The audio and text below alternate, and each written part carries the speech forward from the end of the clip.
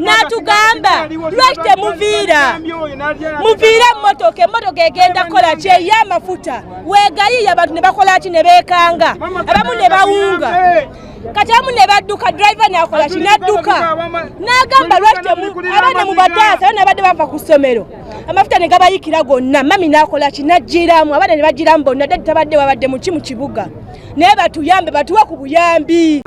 Nze omuntu gwendabyeko abadde omuwala abadde akola omumunda yagenze kale ng'ali bubi nnyo kale abadde ayidde nnyo naye ng'omuka olaba abakamu bake owulira kati tusaba mukama amuyambe awone. Babaddewo abagaa kusanga so kiwako obujulizi munnange wootabadde naye mbu kwate so gamba kyogambye nti kyowulira so gamba nti babadde baagala sina kuba emmotoka weebanga egudde ng'erina engine ng'etokote era erina okwaka utegedde kati oli mbu wentabadde driver bagambye banange mudduke emmotoka egudde egenda kukola ki kwaka sigenda kumanyiza nti oba ngambye ate ginda abo kibadde bwekito ssebo. Abafube bano abakyali wano oba waliwo abalwadde bali bangi kuba nange muganda wange maama ankubidde essimu era nange gwenoonya bamuyita Isima Mazige simanyi oba akyali mulamu oba mufu naye abadde ababusoga nga ali ku boda era nange ntuuse wano era nange gwenoonya naye wentuuse wano ne bangoba ne bagamba novaawo nasina wegenda tutandika kola ki kumunoonya naye nekkubo nno tesobola kuba nga teriko hampusi okuva wansi ero okutuuka eri emmotoka nedduka eteriko agigoba abantu bangi abafiiridde wano si eno kintu kijja kino ekisoose wano tewali hampusi nowoba nga ovudde paka kuba buwambu 7 bagamba yayita wano tebatekawo ampu accident zisusse wano twagala ampu ekigogwa emmotoka zidduka ejja na ng'ombe etekako butesi ng'ombe kyekiresa accident wano batekewo ampu ezedduka ng'erina gyegoba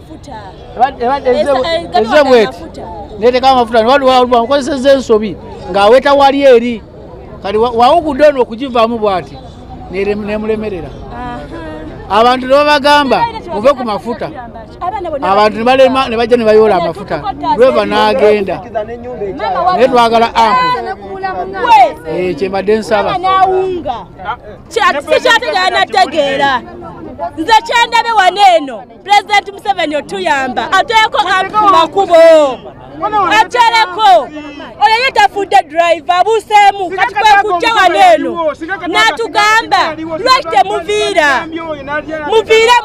emmotoka egenda kola kye y'amafuta weegayiya abantu ne bakola ki ne beekanga abamu ne bawunga kati abamu ne badduka driver n'akola ki n'adduka n'agamba lwaki abaana mu bataasa abaana badde bava ku ssomero amafuta ne gabayikira gonna mami n'akola ki n'aggiramu abaana ne baggiramu bonna dadi tabadde wabadde mu kibuga naye batuyambe batuwe ku buyambi ampu ku makubo ampu banaze nawuze nadda tebadde nungi kubanga tutidde nnyo nakakati tukyatya kyemanyi ekyo kyenyinza obagamba obaddewo ng'akabenje kaggwawo baddewo bulungi kirabika ekirese kyemanyi ebadde taxi emmotoka neveeyo ng'ekuba engombe atulabula abantu baveeyo naye nga omanyi abantu abamu basooka kulabako deni nakugamba nti kino weeki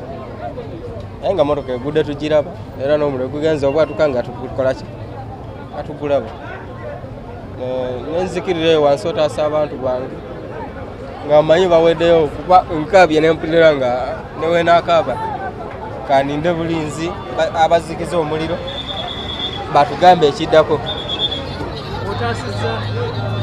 mbataasizza bange Katonda ayambye nga bawonye tebafunye buzibu mukyala wange omwana ne sisita wange ntaasizza abantu basatu tubano tetufiirwa bangi naye nga tulinawo abafudde bayitirivu bali nga 10 n'abagende ku bisago naye fayo ekoze nnyo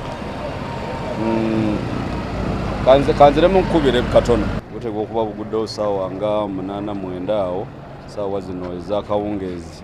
Ekimotoka kino eky'amafuta bwe kiremereddwa okusiba abadde akivuga n'akibundugula ennume y'ekigo, naye ye tukitegeerekese nti adduse. Kati abantu abazze okubba amafuta be bavuddeko obuzibu obw'amaanyi obuleese omuliro okwaka abantu baffe abakolera wano ku kkubo nga bwolaba ne basiriira. Sofa abantu emirambo 10 gye gyakakasibwa, bantu 10 be bafudde n'abalala bangi bagende ku bisago. Naye ekisinga byonna nebaza poliisi, ekitongole ekya fire brigade ekikulemberwa Stephen Tanuyi, omulimu omulungi gwe bakoze, kubanga singa tebatuuseewo mu budde wano wonna gandibadde matongo, n'eri petrol station eri gyolaba ya Nesta yandibadde ejja. Naye poliisi ekoze omulimu gw'amaanyi okulaba nti omuliro guno guzikira ng'abantu baffe abasinga tebalumiziddwa, yadde waliwo abafudde n'abalumiziddwa, naye fire ekoze omulimu gw'amaanyi. Then ebitongole ebirala ebyokwerinda nga UPDF nabo ababaddewo okulaba nga batangira abantu obutasembera nnyo mu kifo kino ekirimu obuzibu. N'abana abazze aba ambulances nabo tubeebaza abavudde mu ambulance za police ne UPDF n'amalwaliro amalala abasindise ambulance okujjawo abantu abalumiziddwa ennyo, nabo tubeebaza olw'omulimu guno gwe bakoze. Otherwise kitalo nnyo titufiiriddwa abantu. Ekikulu bano abantu abavuga mmotoka bennyini balina okusooka okukyekinganga mmotoka nga tebannaba kuzipakira bintu, balina okulaba nti mmotoka zino bazikola service, brakes n'ebyo ebintu ebirala ebyo ebiviirako mmotoka zino gaana okusiba. Kiteekwa okuba nti yabadde agitisse nnyo ate nga amafuta nga mangi ate nga tesiba bulungi, era mpulira zaaleekaana ng'akuba eŋŋombe ng'agamba abantu okuvaawo, bwe mulemeredde n'agikuba wansi ekigo. Ati Kigoogwa where we have registered a fatal accident. This truck transporting fuel failed to brake and fall down, and the truck driver took off. But what caused this fire, the inferno, is these people who come to steal fuel, the ones who sparked off the fire, leading to the deaths of over 10 people. And we have also registered many people who are injured. But I want to commend the fire brigade, commanded by Stephen Tanuyi, who have arrived at the scene very fast to contain the fire. Otherwise, if it was not for fire brigade, we would have registered the many deaths here. But I commend Uganda Police and other security agencies who came in time to contain the situation and rescue the people. Bagenze ne batandika okusena amafuta era ne bafuna obuzibu obwo. Bafunye obuzibu, abalala bafiiriddemu, abalala tuba tutte mu ddwaliro. So bwe buzibu obuliwo. Omugoba waayo ali wakati. Omugoba gwali tumuyina era tuli kwasaganya ensonga ezo. Tugenda kugera naye ali mu shooko. Omuwendo sofa twogera gw'abantu abeka abafiiridde. Timu ekyaliwo tukyanoonyereza ku ground kubanga abantu abalala basiridde, so tulina okwegendereza nnyo okulaba nti tufuna exact number. Sofa twakajjawo abantu 10 sofa n'abantu betu tuli mu ddwaliro bali mu mwendo oguyita mu 15 bayisaamu, so tukyanoonyereza. Wali abantu abagenze ku lwabwe, waliwo betututte, so tukyanoonyereza okulaba nti tufuna exact numbers tuleke tubawe ekituufu, naye kusaawa zino tiimu ekyali ku ground.